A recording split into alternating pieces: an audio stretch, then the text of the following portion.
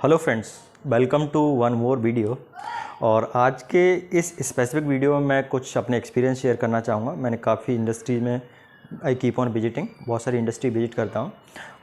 Y I do visit the industries, इससे एक तो ये है मेरा खुद का प्रैक्टिकल एक्सपोजर बढ़ता है, मैं आप लोग के लिए अच्छे अच्छे वीडियोज़ अपलोड कर पाता हूँ, है ना। और मुझे लगता है कि इस तरह के प्रैक्टिकल वीडियोज़ से बहुत सारे लोग जो देखते हैं उनको फ़ायदा होता होगा। ठीक है। दूसरा ये क्वेश्चन है कि बीटेक, डिप्लोमा, आईटीआई, इन तीनों में जॉब किसको आसानी से मिलती है। और एक क्वेश्चन ये भी मैं आंसर करने की कोशिश करूँगा कि जो कन्वेंशनल मशीन है ना, कन्वेंशनल मशीन जैसे कन्वेंशनल लेथ है, मिलिंग मशीन है, शेपर है, स्लॉटर है, तो क्या आने वाले समय में ये सारी मशीन्स को सीएनसी मशीन रिप्लेस कर देंगे। ठीक है। तो सबसे पहले तो ये बता दूं मैं आपको कि इंडस्ट्री में अभी बहुत ज़्यादा रिक्वायरमेंट है ऑपरेटर की। ठीक है। ऑपरेटर का मतलब चाहे आपका सीएनसी मशीन का ऑपरेटर हो, चाहे लेथ का ऑपरेटर हो, मिलिंग का ऑपरेटर हो, शेपर का ऑपरेटर हो, स्लॉटर का ऑपरेटर, हर मशीन का ऑपरेटर की इंडस्ट्री में बहुत ज़्यादा ज़रूरत है। ठीक है। तो यदि आप किसी चीज़ के ऑपरेटर हैं, इवन आप लेथ मशीन का ऑपरेटर हैं या अच्छे बेल्डर हैं, है ना, अभी जो मैं इंडस्ट्री विजिट करता हूँ, स्पेसिफिकली मैंने अहमदाबाद के बहुत सारे इंडस्ट्री एरिया विजिट किए हैं, तो इंडस्ट्री वाले इस चीज़ की कमी को बहुत ज़्यादा फेस कर रहे हैं कि उनके पास अच्छे बेल्डर नहीं है, अच्छा लेथ का ऑपरेटर नहीं है, अच्छा शेपर का ऑपरेटर नहीं है। तो यदि आप अच्छे लेथ के ऑपरेटर हैं या अच्छे बेल्डर हैं, अच्छे फिटर हैं, तो आप कम से कम पर डे का 400 से लेकर 900 रुपये पर डे कमा सकते हैं। वो आपके एक्सपीरियंस पर डिपेंड करता है। ठीक है। Even I can help you, यदि आपने आईटीआई कर रखा है, आप मशीनिस्ट हैं, फिटर हैं या बेल्डर हैं, तो मैं आपको जॉब दिलवा सकता हूँ, because I have certain contacts, मेरे कुछ एक्वेंटी हैं। हम बात करते हैं कि यदि आईटीआई किया हुआ है, आपने डिप्लोमा किया हुआ है, पॉलिटेक्निक किया हुआ है या डिग्री किया हुआ है, तो जॉब आसानी से किसको मिल जाती है। बेसिकली जो आपको माइक्रो इंडस्ट्रीज़ होती हैं, मिनी इंडस्ट्रीज़ होती हैं, तो वहाँ पे यदि आप किसी भी इंडस्ट्री लिए हम विजिट करने जाएंगे तो ये आप पाएंगे कि यदि आप आईटीआई किए हुए हैं तो आपको ज़्यादा आसानी से जॉब मिल जाएगी इन कंपैरिजन टू डिप्लोमा। ठीक है। यदि आप डिप्लोमा किए हुए हैं तो आपको थोड़ा आसानी से जॉब मिल जाएगी इन कंपैरिजन टू बीटेक। देखिए बेसिकली होता क्या है, और बच्चों के दिमाग में भी ये परसेप्शन होता है, जैसे बीटेक कर लिया तो मशीन ऑपरेट नहीं करेंगे। भाई ये तो आपने मैकेनिकल इंजीनियरिंग से बीटेक किया है तो आपको मशीन तो ऑपरेट करना पड़ेगा। मतलब मैं ये नहीं कह रहा कि वो हमेशा मशीन को ऑपरेट करें, इनिशियली तो आपको सीखना पड़ेगा। ठीक है। यदि आपने डिप्लोमा किया हुआ है, डिप्लोमा वाले बच्चे भी मतलब नहीं ऑपरेट करना चाहते, इसलिए जो आईटीआई वाले हैं वो उनको वो आसानी से कैप्चर करते हैं, इसलिए वो ऑब्जर्व कर लेते हैं, क्योंकि आईटीआई वाले बंदे जो होते हैं वो आसानी से मशीन्स वगैरह ऑपरेट करते हैं। और मेरा ये मानना है कि इनिशियली ये पॉलिटेक्निक का बच्चा हो चाहे आईटीआई का बच्चा हो, उसको मशीन ऑपरेट से ही सारी चीज़ें स्टार्ट करना चाहिए। हाँ, मेरा ये बिल्कुल मानना नहीं है कि हमेशा वो मशीन ऑपरेट करता रहे। ठीक है। मशीन ऑपरेट करे, सीखे, आगे बढ़े।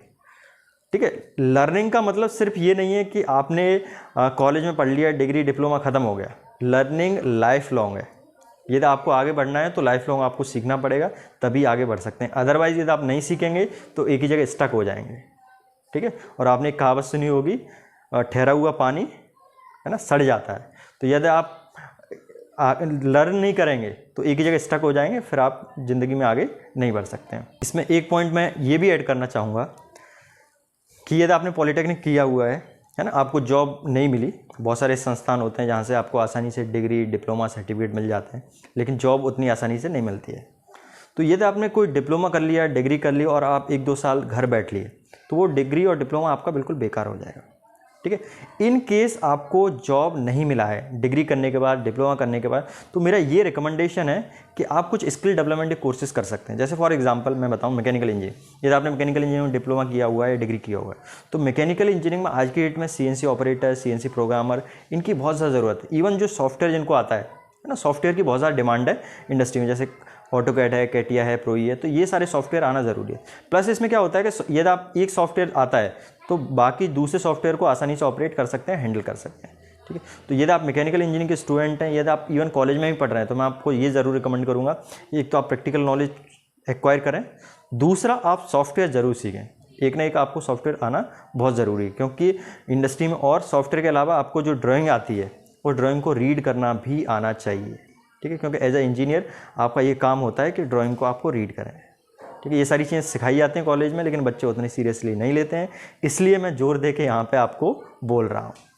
अगला क्वेश्चन ये है कि क्या आने वाले समय में जो आपकी मैनुअल लेथ है, मैनुअल मिलिंग मशीन है, मैनुअल शेपर है, ये बंद हो जाएंगे? नहीं, ये बंद नहीं हो सकते हैं, क्योंकि जो CNC मशीन है उसकी कॉस्ट इतनी ज़्यादा होती है कि वहाँ पे मास प्रोडक्शन करना होता है या आपको वैरायटी प्रोडक्ट हैंडल करना होता है, तो वहाँ पे वो काम आ जाएगी। लेकिन कभी कभार, जैसे फॉर एग्जांपल मैं आपको एक बताता हूँ, ये तो बहुत लंबा वर्क पीस को CNC मशीन में आप अकोमोडेट नहीं कर सकते। एक मेरा वर्क था जिसमें 20 फीट का शाफ्ट पे मुझे कुछ मशीनिंग कराना था, ठीक है। तो उसमें क्या है, कोई ऐसा मुझे को CNC नहीं मिला जिससे मैं उस पर मशीनिंग करा। तो इस तरह के जो वर्क पीस जिनकी लेंथ बहुत ज़्यादा होती है ना, या जिनका डायमीटर बहुत ज़्यादा होता है, तो ऐसे वर्क पीस को हैंडल करने के लिए अभी भी आपको मैनुअल लेथ की ज़रूरत पड़ेगी।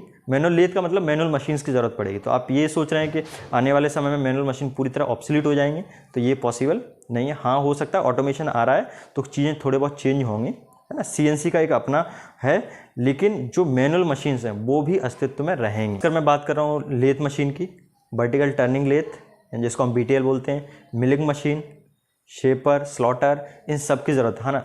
लेकिन स्लॉटर में आजकल काफ़ी वैरायटी के आने लग गए हैं, और जो है तो मैनुअल जो पुराने समय में चलते हैं उससे थोड़ा बहुत चेंजेस ज़रूर होंगे।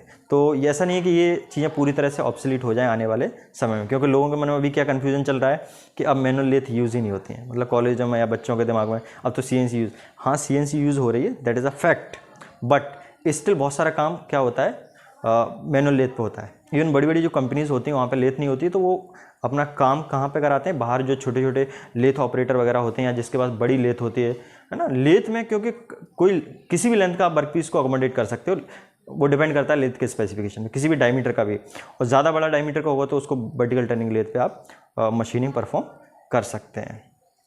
तो अभी हाल फिलहाल आप ये मत सोच के चलिए कि ये चीज़ें बंद होने वाली हैं।